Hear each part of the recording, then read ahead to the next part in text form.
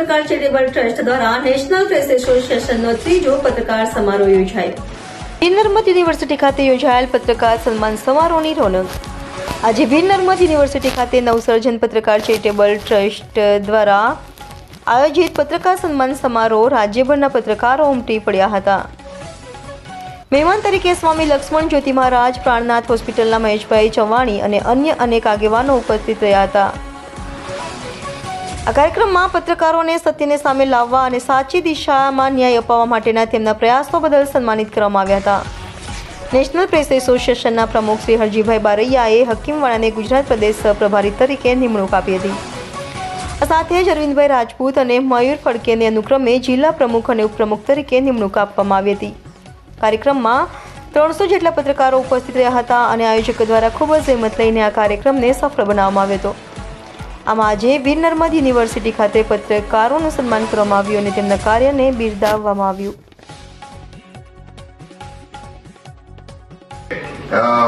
Facebook છે અને Instagram છે એની અંદરથી એ ફેક્ટની જે પ્રણાલી હતી, એનું જે ચકાસણી હતી એ દૂર કરી દે છે।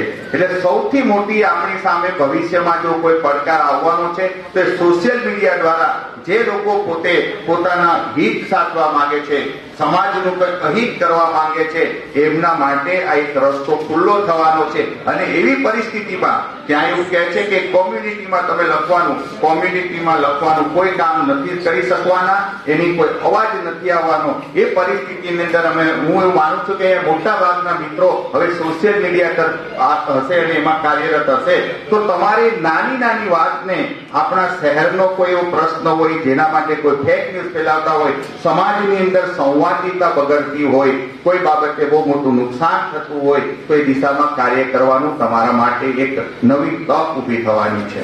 એ તક આપણે ઝડપવાની જરૂર છે। બીજું કે પત્રકારત્વની અંદર આજે સૌથી મોટી જો કોઈ વાત કરતા હોય તો યલો જર્નાલિઝમની છે।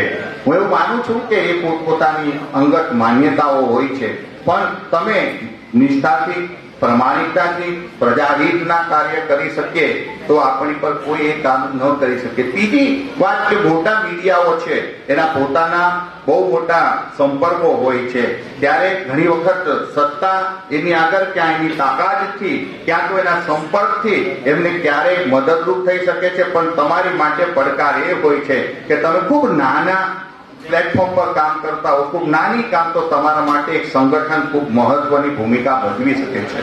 છત્તીસગઢની અંદર હમણાં જ એક પત્રકારની હત્યા થઈ, કારણ કે એને ત્યાં જે ખાણ કૌભાંડની અંદર જે પણ કંઈ કૌભાંડ ઉજાગર થતા હતા, કોઈ મોટો પત્રકાર નહોતો, એ પણ એક યુથ ચેનલ ચલાવતો હતો, તો એની હત્યા થઈ। તો સૌથી મોટી જે તમને તકલીફ હોય છે, જે પણ પડકાર હોય છે, એ લોકો દ્વારા મળતી ધમકીઓ હોય છે, તમારા જીવનનું અસ્તિત્વ હોય છે। તો એના માટે તમે જેટલા સંગઠિત થશો તો એટલું તમારા માટે પણ ફાયદાકારક રહેશે। આજે સ્વામી વિવેકાનંદની જન્મદિવસ છે ત્યારે એનું એક વાક્ય હું આજે યાદ કરું છું કે નિર્ભયતા જે જીવન છે અને ભય એ મૃત્યુ છે। એટલે આપણે નિર્ભયતાથી કામ કરવાનું છે અને સમાજને એક સાચી દિશામાં આપણે જે પણ આપણાથી બનતી કોશિશ થાય એ આપણે કાર્ય કરતા રહીએ। આ સૌને હું ફરી શુભેચ્છા આપું છું। આપનું સંગઠન સતત પ્રગતિ કરતું રહે, તમે સૌ એકમત થઈ કાર્ય કરતા રહો અને સમાજના કોઈ પણ પ્રશ્નો હોય, નાનામાં નાના સ્થળના પ્રશ્નો હોય, તમે ઉજાગર કરતા રહો, એવી મારી શુભેચ્છા સાથે તમને સૌને ધન્યવાદ।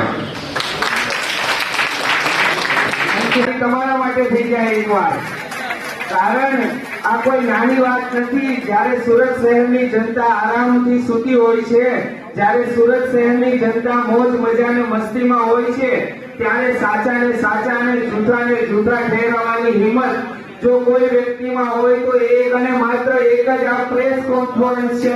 જોરદાર કાર્ય થઈ જાય તમારા માટે। અત્રે ઉપસ્થિત મહેમાનો અને ન્યૂઝ ચેનલના તંત્રી, કારોબારી, પ્રેસિડેન્ટ, આ બધા જ વ્યક્તિઓ એ કોઈ સામાન્ય વ્યક્તિ નથી, કારણ કે સાચું બોલવાની તાકાત સાચા વ્યક્તિમાં જ હોય અને એ તમે અને માત્ર તમે જ છો જે સાચાને પ્રતિબિંબ બતાવો છો, એપ્રિસિએશન કરો છો અને ખોટાને એની હકીકત જણાવી અને યોગ્ય સ્થાને મોકલો છો। ખરેખર આપ છો તો શિક્ષણ અને આરોગ્ય અને સમાજની દરેકે દરેક વ્યક્તિ સુરક્ષિત છે, તમારાથી ડરે છે, તમારી દરેક વાતથી ઓળખે છે અને તમને માન સન્માન આપે છે. આ કોઈ નાની વાત નથી મિત્રો. તમે સુરતનું હૃદય છો, ધબકતું હૃદય છો. જોરદાર તાળીઓ થઈ જાય આપણા માટે. તંત્રી શ્રી રાણાભાઈ રબારી, દિનેશભાઈ અને વીરજીભાઈ જે શિક્ષણને લગતા કે આરોગ્યને લગતા કોઈ પણ કાર્ય માટે હંમેશા સાથે હોય છે. જે તે વિસ્તારની વાત કરું તો અમારા એરિયાની અંદર કોઈ પણ નાની મોટી પ્રશ્ન હોય તો હંમેશા એક ફોન પર કામ થતું હોય અને એ માત્ર આપ સૌના ભરોસે થાય છે. એટલે જનતા માટે એના હૃદયના સિતારા છો આપ. તમે બિલકુલ ઓછું નહીં સમજતા. જોરદાર તાળીઓથી તમને હું સન્માનિત કરીશ. વધુમાં હું દરેકને ઓળખતો નથી, પરંતુ અહીં ઉપસ્થિત દરેક કાર્યકર્તા ભાઈઓ, દરેક કાર્યકર્તા બહેનો તેમજ પ્રેસ કોન્ફરન્સના ભાઈઓ મિત્રોને મારે જણાવવાનું કે આખો દિવસના પ્રોગ્રામ અને શેડ્યુલ અને પરિવારને પણ સામાજિક અને પોતાના વ્યવસાયને ધ્યાનમાં લઈ અને છતાં પણ રાતે 2 વાગ્યાના સમાચાર પણ સવારે 5 વાગે પ્રદર્શિત કરો એવી તાકાત તમારામાં છે, એવી હકીકત બતાવવાની ક્ષમતા તમારામાં છે અને આ કોઈ સામાન્ય વ્યક્તિ નહીં કરી શકે. તમે કોઈ પણ પોતાની જાતને એક પણ કદમ ઓછું નહીં સમજતા. અહીંયાની દરેક સામાજિક સંસ્થા તમારી સાથે છે.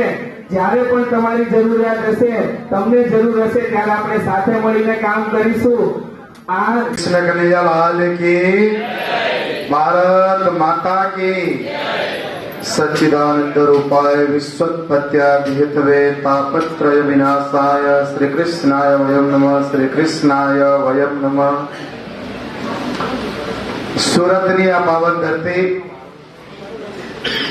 અહીંયા એનપીસી દ્વારા સંચાલિત નેશનલ પ્રેસ એસોસિએશનના પત્રકારોના વાર્ષિક સ્નેહ મિલન કાર્યક્રમનો આ ત્રીજું સ્નેહ મિલનના સુપ્રસંગમાં ઉપસ્થિત શ્રી નરેશભાઈ વરિયાજી, ધબકાર ન્યૂઝ ચેનલના તંત્રીશ્રી, પ્રાણનાથ આરોગ્ય ટ્રસ્ટ સંચાલિત પ્રાણનાથ હોસ્પિટલ ટ્રસ્ટી શ્રી રમેશભાઈ અંટાળા, શ્રી રાણાભાઈ રબારી તેમજ શ્રી રાકેશભાઈ દિલીપભાઈ રાકસિયાજી, તેમજ આ ટ્રસ્ટના અધ્યક્ષ શ્રી મંચાસિંહ, અલગ અલગ જગ્યાથી અલગ અલગ પ્રેસ, અલગ અલગ ચેનલો, અલગ અલગ પત્રોના તંત્રીશ્રીઓ, મંચના આગળ બેસેલા સમગ્ર મારા વાલા પત્રકાર મિત્રો, પત્રકાર જે કરી રહ્યા છો,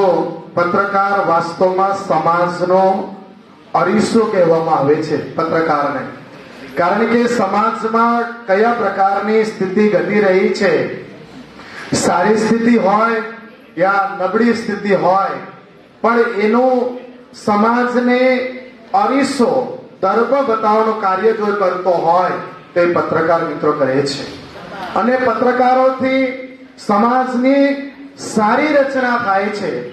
કારણ કે જ્યારે જ્યારે પત્રકારો આગળ આવ્યા છે ત્યારે ત્યારે દેશ અને રાષ્ટ્રની તરક્કી થઈ છે.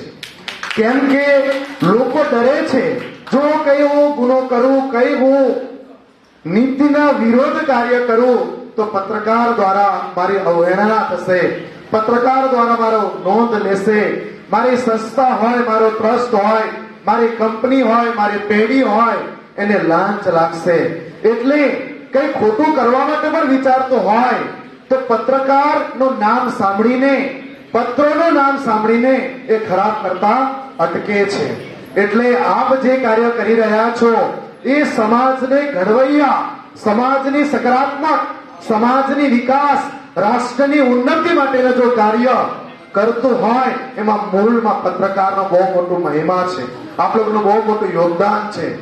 અને મારા પૂર્વ વક્તાએ કહ્યા કે અમુક એવા પત્રકારો કે જે પોતાની સ્વાર્થ સિદ્ધ કરવા માટે અમુક એવા કાર્યો કરે છે જેના કારણે ઈમાનદાર પત્રકારો ઉપર પણ સમાજ અલગ રીતે જોવાતા, અલગ ભાવનાથી જોતા હોય છે. તો હું પરમાત્માના ચરણોમાં પ્રાર્થના કરું છું.